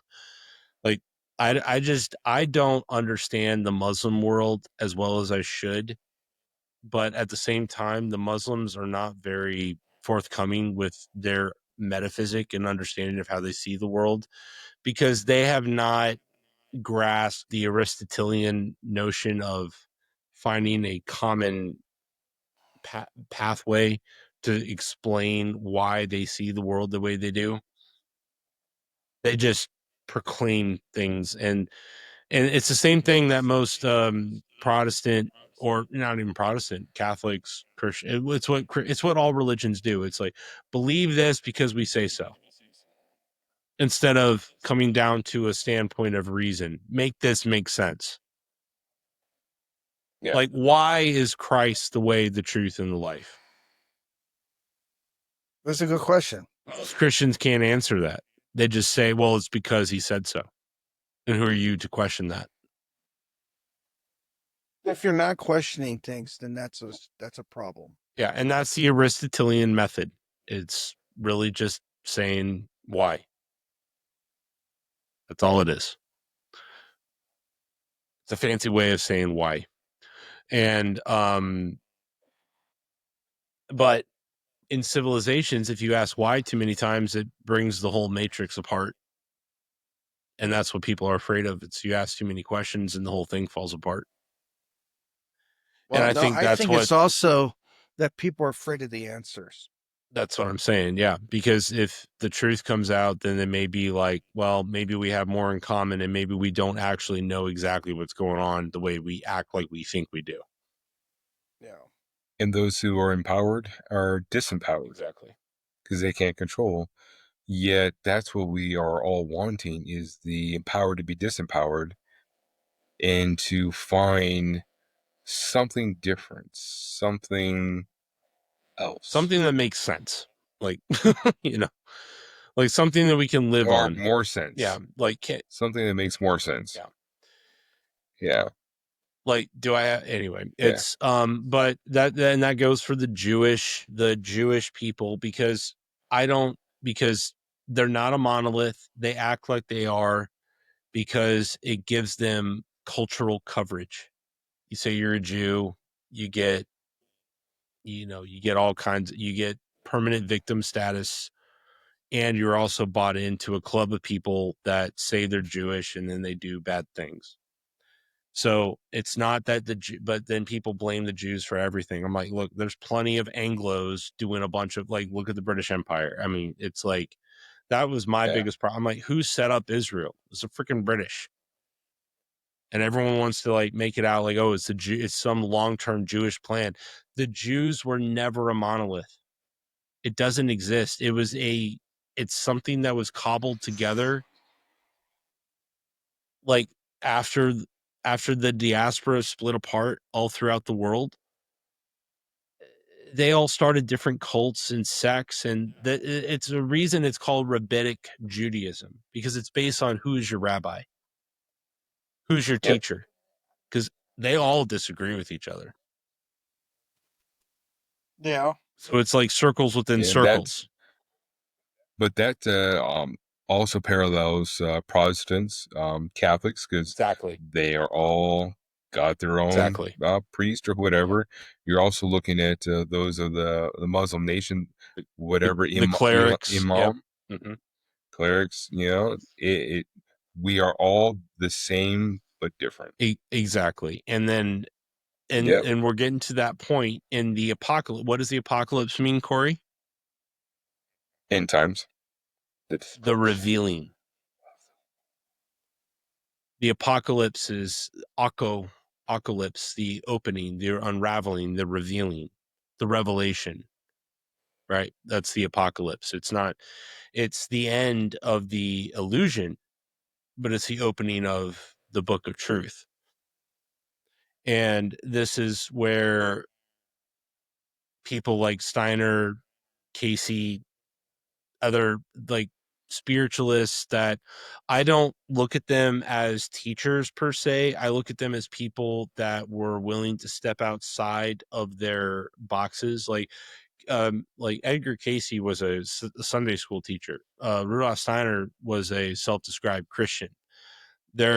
But they also looked at the pattern of being within the other religions to see the natural logic that was imbibed within all of them. And that is such an interesting perspective to take that I have not seen come out of for what it's worth, I have not seen that come out of the Muslim world. I have not seen that come out of the Jewish world. Although the Jews act like as if they have access to the code of the matrix, like that's kind of how they treat the Torah.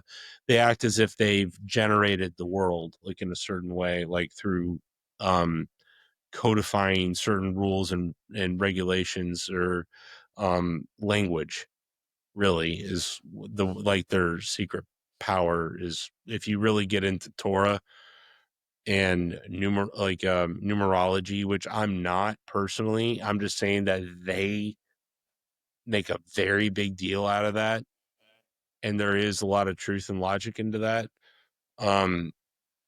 But then if you look at the Hindus, or not even Hindus, because Hindus isn't really a thing, just the Eastern teachers, there's so much garbage too. But there are those individuals within all of these groups that have stood up and said, we're using these systems to control people for a purpose. What is that purpose, and why are we here? And that's what Christ was here to do for the Jewish people, was what are we doing?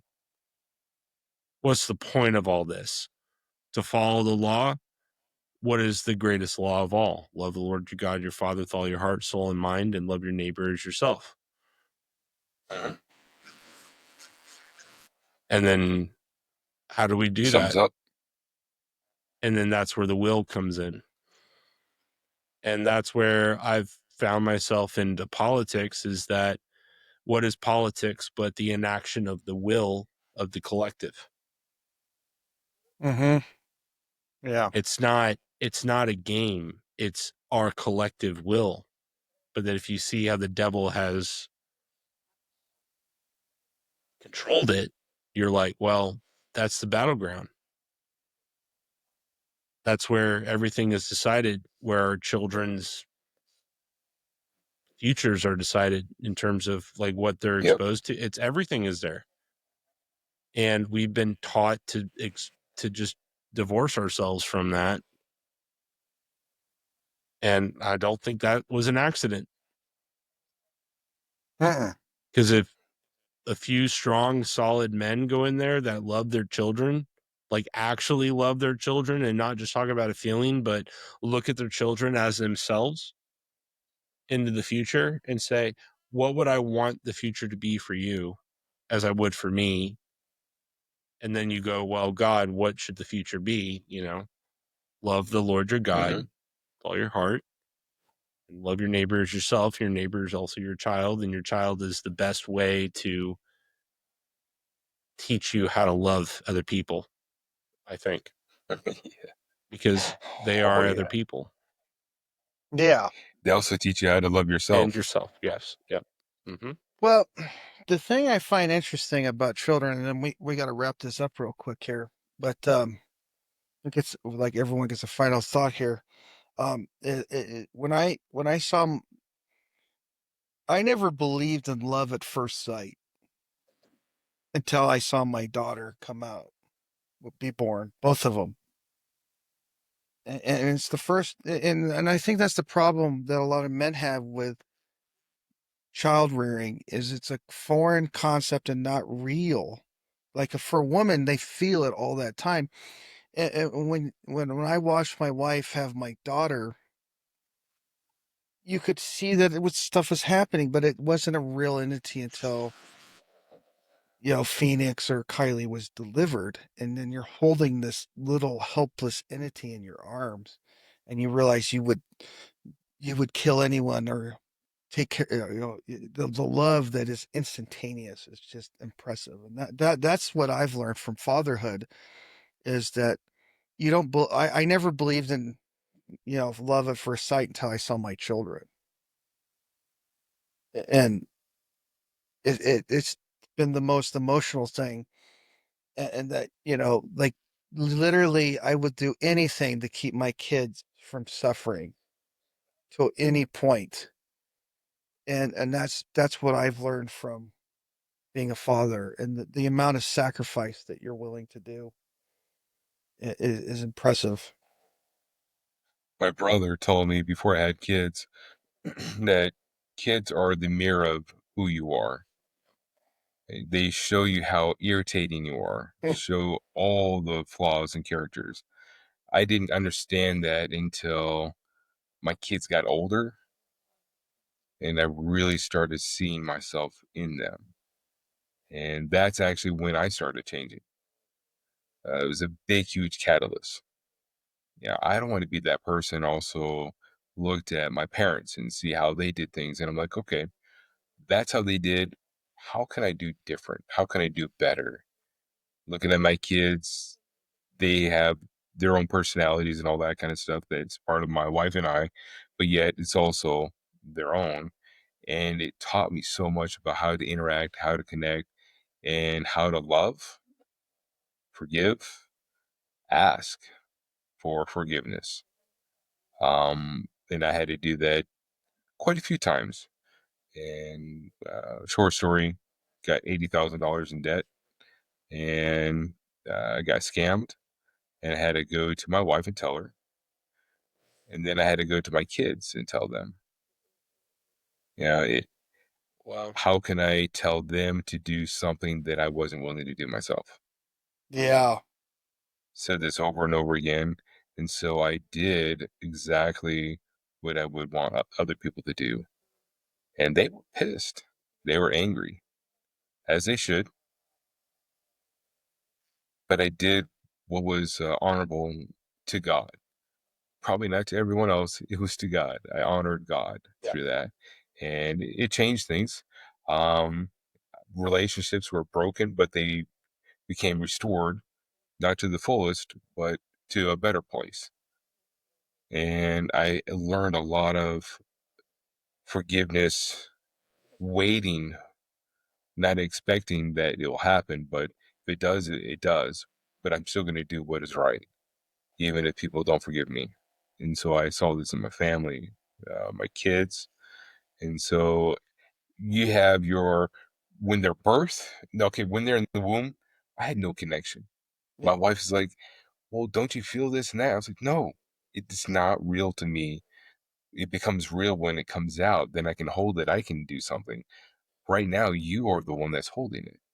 And as who they come out in all the stages of life that they have, it changes who we are as an individual, as a father, how we interact, how we look at ourselves, and also what choices are we going to take differently.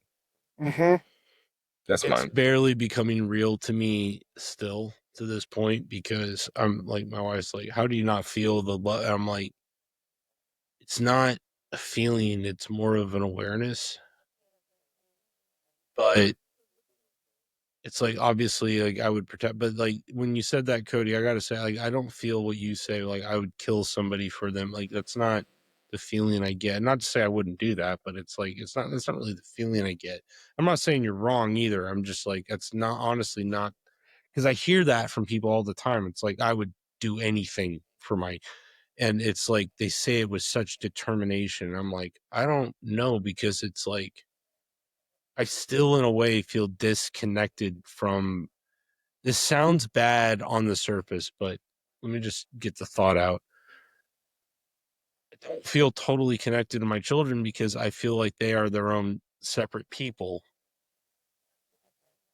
but I show up for them all the time and do what I have to, but at the same time I'm waiting to discover who they are.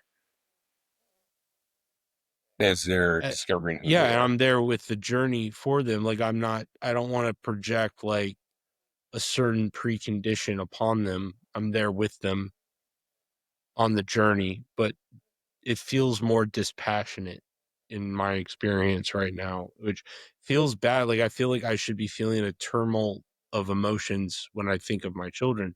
And I have to honestly say, I don't. I don't know why. Maybe I should. I just don't feel like that. But everything I do, I mean, is for the, not everything, obviously, we're all human, but, and, my free time is with my family and then focused on local politics to try, not just for politics sake, but just to try to be, to show that we are free agents in this world and we can do the right thing even when it seems impossible, as an example for myself and to them, to see if they're just even if it's not impossible, just to act it out and do it anyway. And Yeah. um and then I work as much as I have to pay the bills so my wife can stay home with the kids, and that's like what we should do. And it's like, I just, but I don't feel that emotionality when it comes to my children. I don't know why. And maybe I've been questioning that. Like, is that wrong? I don't know. Like, maybe I should. I don't really have a catharsis to this. I don't have an endpoint. I just like I got to be honest. Though I don't Yeah. feel that. Still I processing. think so. Yeah, Yeah. it's still not hit yet. That this is. Yeah. It's real. Like I know this is really happening, but it's like I don't have that like panic. I think that most fathers feel. Hmm. Because when I hear fathers talk about their children, I hear fear in their voice, and I just don't have. I don't feel the fear. I don't know why. I don't have fear of my kids. Yeah, I don't. Yeah, I don't Um, know. Anyway, I don't. I have no idea. I'm just like. I'm just. it's probably because you're more on your logic and will, Well, I and told you I have a you hard time with my focus. feeling. That's for sure. You know, Yeah. thinking in my will, like I use my willpower to teach me lessons to learn how to feel. Like if I don't understand something, I go out and do it, and then learn the Yeah. lessons later, which usually means I end up on my ass. You know, but that's okay. You know. Um. School of Hard Knocks still works. Yeah. Yeah. Although you can always look at it like this. I've always thought it was interesting from when I was working in like shops. You ever notice the first time you do anything, how long it takes to do it?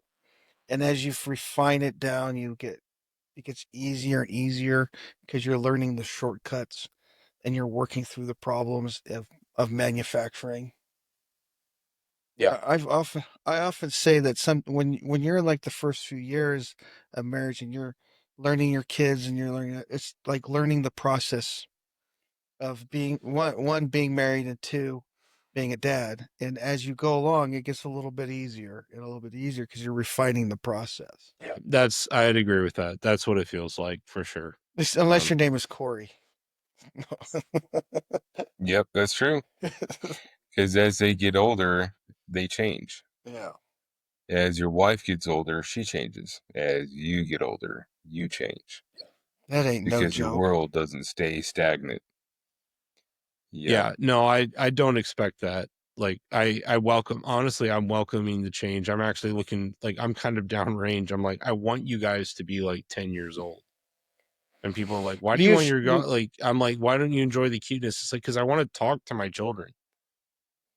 Like I well, want to you know be what? like No, you want adults. You don't want children. You want adults. yeah, I have to s- I have to s- I have to say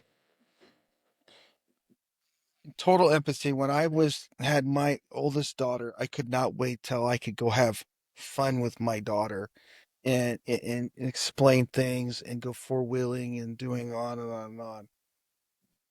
What I have learned from having kids so far apart is my kids are 8.5 to 9 years apart.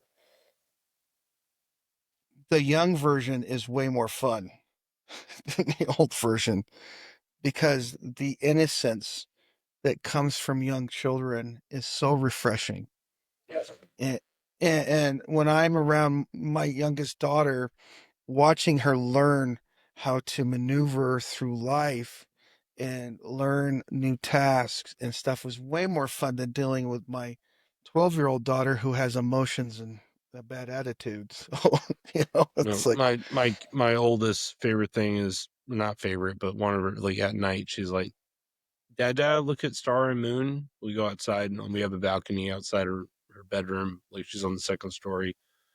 And we just go outside and just look at the stars and she points at them. It's like, what's that one? And then it's just, and she's like, well, where's the moon? Like, where, hello, moon. She waves at it and it's like, oh my God, this is heaven. I love this. It's so nice.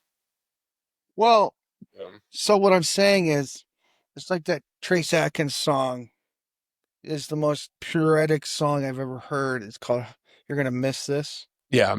Yeah. It's a good You song. know, I'm not going to and lie. it's It's a good like, song. and it is the most realistic song about raising children. Is like every phase of childhood, you get introduced to a new child, and Yeah. just about the time you get used to that child, it changes, and then you fall in love with the kid all over again. Yeah. And then, I don't know how to, and then you start out with this little blob that is just the cutest little thing, and your wife is gushing all over. And then you get this infant, and then you get this toddler. You fall in love 1,000 times with your children as they grow up. And then when they hit their teenage years, you hate them. And supposedly you start falling back in love with them when they get their sense back when they're 30. That's what I was told. It's I like, swear to no. God that, and this is probably bad to say swear to God, but my 12-year-old and my wife, I want to just throw a spear between them and let them fight it to the death, because it would be so much easier than Break a dealing pool cue between them, like just like with here. Yeah. There can only be one. can only be one. It's- Go, and then all And of a which one sudden, are you? what'd be funny is in the background, the Highlander song starts playing. Yeah. Well, And go up to each one of them. I'm rooting for you. yeah. No, just keep the noise down. I'm gonna go over here. I got things to do, but you just, there can only be one. Just keep it down to a low roar. Clean the blood up, please. All right. Well, I think on that note, well, now I know how to end the. I know I'm gonna have to put the Highlander theme song at the end of the video if I can get the copyright figured out. But anyway, so. There we go. But I was a very interesting story, a very interesting time. I appreciate all you guys coming in tonight. I know it's unusual to have it on a weekday. My daughter turned 12 last week, and that was draining. So, all right, gentlemen. I don't know when the same bat time is and the same bat channel is, but I know that there'll be another Batman session. So, All right. We'll see you guys later. stand by for another topic and a different rabbit hole next time. All right. Maybe Bye. Tavistock. Tavistock. There you go. Think about that one. Talk amongst yourselves. All right. How do I? There we go.